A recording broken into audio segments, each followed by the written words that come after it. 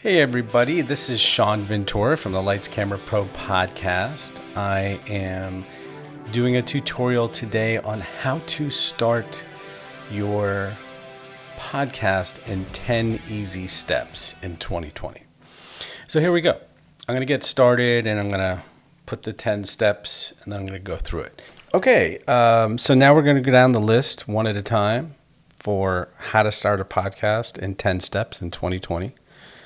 Number one, the idea. You have to have an idea. I interviewed a guy who is doing a podcast about true crime and real murder cases in New Mexico. So that is a definite idea, like victims of murder in New Mexico. Then mine is about interviewing pros in the entertainment industry and TV, film, and advertising. In the web. What else do we have? I have someone who is from the UK, Ashley, and she has a show called Nurture Your Zest, and it's about being creative and finding your niche and finding what you want to do in life creatively. There's a lot of other stuff in there too, but I'm just giving you general ideas that you have to have a specific idea before you start. Beers with friends and conversations with friends, that's just too broad. There's got to be a narrower idea. So once you figure that out, then you have to decide what kind of podcast do you want to do. Do you want to have a podcast where you're sitting here alone telling stories, a podcast where you're reading from a script, a podcast where you are interviewing people in the same room and you have a guest, or a podcast where you're interviewing people anywhere in the world remotely? So you have to decide that. And you can do different versions. And just sort of figuring that out will help you. Number 3, name and branding. So it took me a long time to come up with a name, a couple weeks. And I was throwing around a lot of different ideas, but Lights Camera Pro sounded catchy because I'm interviewing entertainment pros. I didn't want to just call it Entertainment Pros Interviews. But coming up with a name and asking your friends and putting it on social media and saying, what do you guys think? How do you think I should change this? And the same thing with the logo. Once you come up with the logo, you want to put that on social media and send it in emails to your friends and ask them what they think, if it looks professional enough. And if not, you can go to Fiverr and get people to do it pretty cheaply. And I suggest right away you join all of these Facebook groups for podcasting, and there's 1 million people on there asking questions, but also offering their services. And you can just post, hey, what do you think of my logo? What do you think of the name of my podcast? What do you think of this idea? And you'll get responses. So number 4, the cost. You can do a podcast very, very cheaply with this site called Anchor. And Anchor is free. It costs nothing. They'll even monetize with you. You won't make a lot of money, like 10 cents or $1 here and there. But they will put it to all the platforms, Apple, Google, all that, and you just do it with your phone. Now, the problem there is that the quality isn't great. The difference is with an expensive podcast, you're going to be in a studio, right? And you're going to have professional equipment, professional sound mixer, professional engineer, and professional producer there. But it's going to cost you like $100 to a few $100 an hour to do. So what do you want to do? Do you want this? Is this for your business as a realtor, or is this just for personal growth and fun? So then you just need to start. Once you have all that figured out, how much you're going to spend and what kind of podcast and your branding and your name, then you just need to start, because people procrastinate. And it's not going to be great at first. My first interview I recorded and I screwed it up, and it was on this thing called Clean Feed. And at the end, I couldn't get it off the server. So I had to go and redo the whole interview. So you're going to make mistakes. Just go for it. Just make it. Number 6 is don't be obsessed with money and downloads. Not everyone, but a lot of people on the Facebook group boards, it's constantly asking, how many downloads do you have? Is 100 a month good? And when will I start making money? I mean, you have to have like 5,000 downloads of each podcast to start making, money, $35 every time they run an ad, or $25 an ad or something. So that's a long way away. It's possible, but it's a long way away. How do you promote your podcast once you have it up and you have a few episodes? They say when you launch it, you should launch 3 so there's some interest and people can listen to a couple.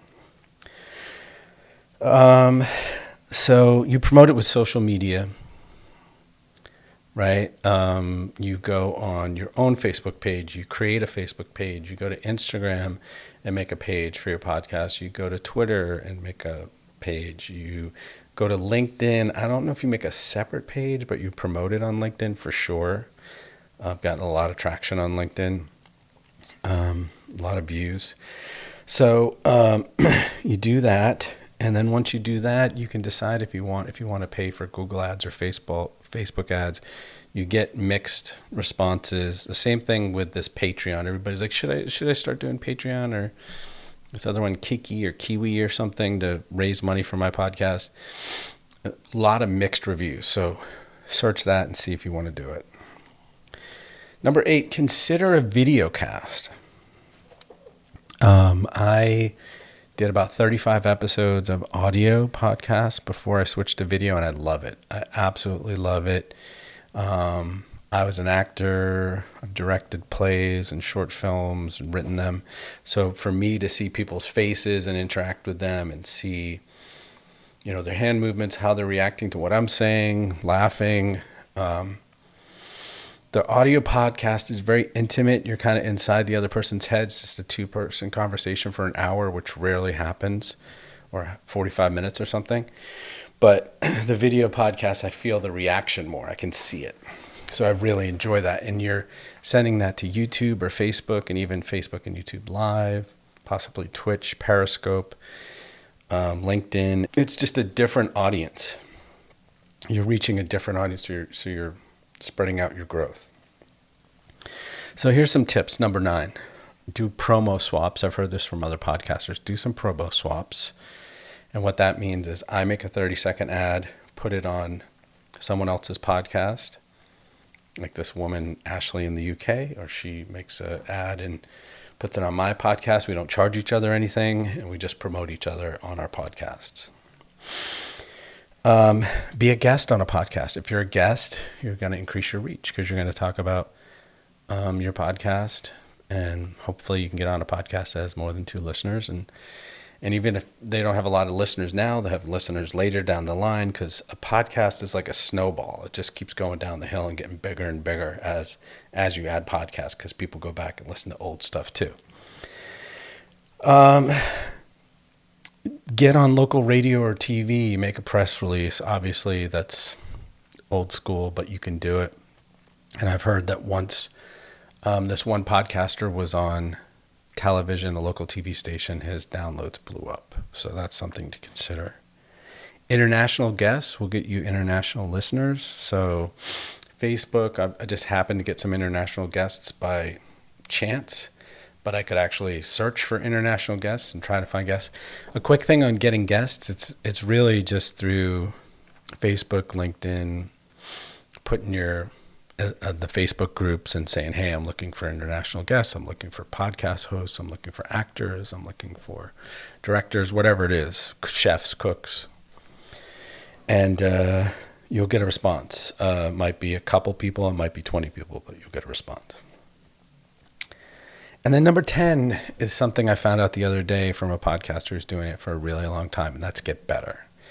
And I hadn't really considered that, but I've already gotten better, because in the beginning, I had kind of a crappy mic arm that was $20, and I had a crappy mic, and now I've got a better mic, this Rode Pod mic for $100, this Rode Pod arm that is $100, and this Behringer audio interface. These headphones are bad. I had $30 headphones, now I've got $100 Sonys. Still, my equipment's less than $300. It's a really cheap investment to start a podcast and do a quality podcast. But there's even more. There's a $400 mic, and there's a $4,000 mic that my friend has who does voiceover, because that's his profession. So you just have to kind of decide what works for you. But you do want to get better and make your audio better and make your stories better and make your interviews better. So work on that. And I've got a few videos on my site that you can check out, also tutorials. I hope this was helpful. but I've got why I chose the Libsyn hosting service, and you're going to have to choose a hosting service. There's hundreds out there. Like I said, Anchor's free, but Libsyn, Podbean, and Buzzsprout are pretty good. It just depends on what you want. You can research it. I do a tutorial on CleanFeed, which is a remote podcasting browser software, and it's free. And they do have a pro version, but most of the stuff you need to do is free.